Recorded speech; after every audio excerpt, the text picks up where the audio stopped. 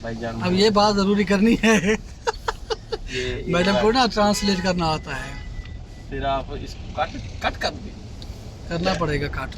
अस्सलामु अलैकुम गाइस, उम्मीद है आप सब खैरियत से होंगे। अल्लाह आप सबको खुश और आबाद रखे, हंसते मुस्कुराते रहें। तो गाइस अभी सुबह हो चुकी है, मैं अभी नींद से उठा हूँ, काम से भी अल्हम्दुलिल्लाह काम से अभी वापस आया हूँ। गाड़ी पार्किंग में लगा दी है। गाड़ी इधर जब मैंने पार्किंग में लगाई थी तो मुझे नहीं पता था कि इस यहाँ पे, क्योंकि यहाँ पे चूहे होते हैं बड़े बड़े, तो किसी तरह वो रेडिएटर में चूहा घुस गया। अब मुझे नहीं पता था कि वो अंदर बैठा हुआ है। मैंने गाड़ी स्टार्ट की, चला गया काम पे। तो जब वहाँ पे गया, मैं गाड़ी में बैठा हुआ था, थोड़ी सी गंदी स्मेल आने लगी। मैंने कहा पता नहीं क्या होगा, क्योंकि एक जलने वाली स्मेल थी। जो उसका पंखा है कूलिंग, जो इंजन को कूल करता है, ठंडा करता है, उसमें फंस गया चूहा। और चूहा भी कोई छोटा चूहा नहीं था जो हमारे पाकिस्तान में और इस यहाँ पे इस तरह छोटे छोटे चूहे होते हैं ना, यहाँ वो ऐसे चूहे नहीं है। यहाँ तो भाई खाते पीते घराने वाले चूहे हैं। पहले तो मुझे पता समझ नहीं आ रही थी कि पंखे को क्या हो गया है, ये हैंग क्यों हो गया है चलते चलते। तो जैसे ही अंदर से धुआं निकला, मैंने जल्दी जल्दी गाड़ी बंद कर दी। शुक्र है मैंने गाड़ी बंद कर दी। गाड़ी से धुआं निकल रहा है, ये वो पंखे का धुआं है, क्योंकि पंखा पूरी तरह से हैंग हो चुका था। उसके अंदर से मोटर तो चल रही थी, लेकिन पंखा आगे जो लगा होता है वो नहीं चल रहा था, जिसकी वजह से वो चलते चलते यानी प्लास्टिक जो थी वो पिघल गई, उसका धुआं निकल रहा था। मैंने तो जल्दी जल्दी बंद कर दिया, उस वक्त मुझे पता ही नहीं चला। और शुक्र है मैं जल्दी से वर्कशॉप में गाड़ी लेकर आ चुका हूँ। ये पाकिस्तानी बंदा है, उसकी वर्कशॉप है, ठीक है। ये बंदे बड़े अच्छे हैं माशाल्लाह से, इन्होंने बड़े अच्छे तरीके से काम किया है। पहले भी पूरी गाड़ी का काम इधर से मैंने करवाया था। अब ये देखो गाइस, क्या आप लोगों ने इतना बड़ा चूहा देखा है कभी ज़िंदगी में? इतना बड़ा चूहा मैंने पहली बार देखा है यार। कभी हमने ऐसे ज़िंदगी में चूहा नहीं देखा था इतना बड़ा। ये जो अंग्रेज़ लोग, गोरे लोग और ये चाइनीज़ लोग चूहे खाते हैं ना फ्राई कर कर के उनके लिए तो मज़ेदार ये डिश होने वाली है, ठीक है। तो ऐसा करते हैं, यहाँ से ना चूहे पकड़ पकड़ के बिजनेस करते हैं, उधर ही भेजते हैं तो यार चूहा इतना बड़ा था वाकई में। आप सबको कैसा लगा कमेंट करके ज़रूर बताइएगा, ठीक है, चूहे के बारे में। शुक्र है चूहा तो निकाल दिया गया है और नया फ़ैन भी लगा दिया है। अब थोड़ा पानी कम था और पानी को पूरा कर रहा है बंदा। फिर उसके बाद फिर हम जाएंगे, और यहाँ के जो वर्कशॉप में जो हमारे पाकिस्तानी भाई थे माशाल्लाह से बहुत ही इखलाक वाले थे और बहुत ही अच्छे से इनके साथ गपशप हुई। मतलब ऐसा फ़ील नहीं हुआ कि हम कहीं पे अजनबी जगह पे आए हुए हैं। माशाल्लाह से बड़ा ज़बरदस्त लोग थे ये, बड़े अच्छे दिल के लोग हैं। और बड़ा ही इन्होंने अच्छे से मुझसे बात की और हंसी मजाक की हम लोगों ने, अच्छा लगा मुझे भी। और मैं यहाँ पहले भी गया, पूरी गाड़ी का काम भी इधर से ही करवाया मैंने। ये टोपी वाले भाई हैं, ये डेंटिंग और पेंटिंग का काम करते हैं। वो जो ब्लू शर्ट वाले हैं वो इंजन का काम करते हैं।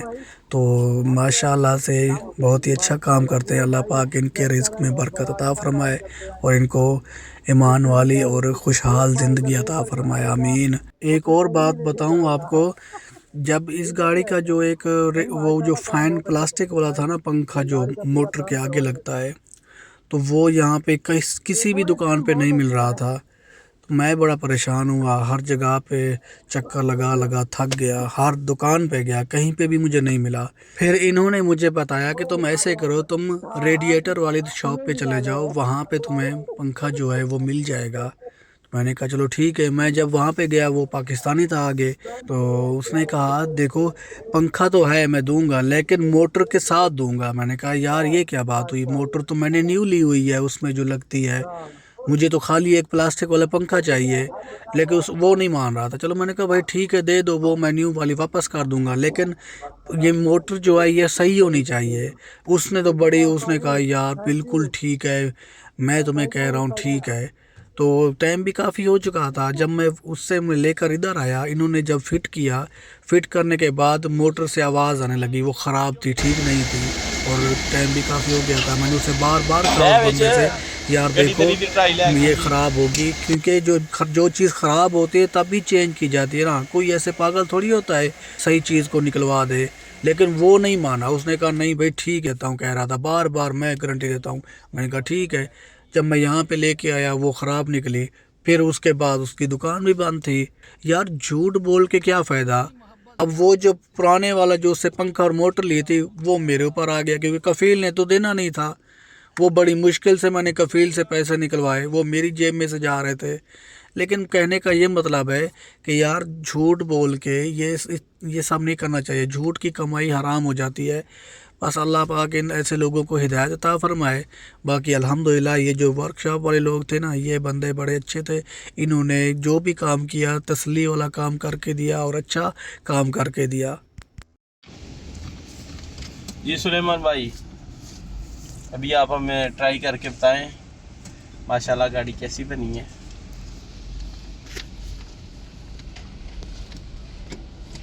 بھائی جانا بہت زیادہ پریشان ہے اور بہت زیادہ خسارہ ہو گیا میرا آج نا.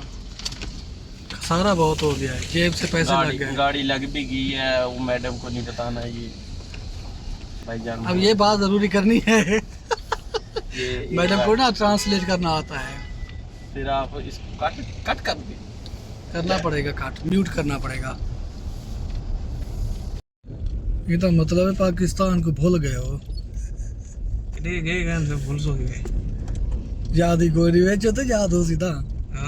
ویسو تو یاد تھی سی ویسو کہیں گرے گئے ہوں مجھے بھی گال ہے گرے گئے کون سے میری پیدائشی ڈوب ہے. یعنی ایک دفعہ چکر کو نہیں لگیا زندگی ہے.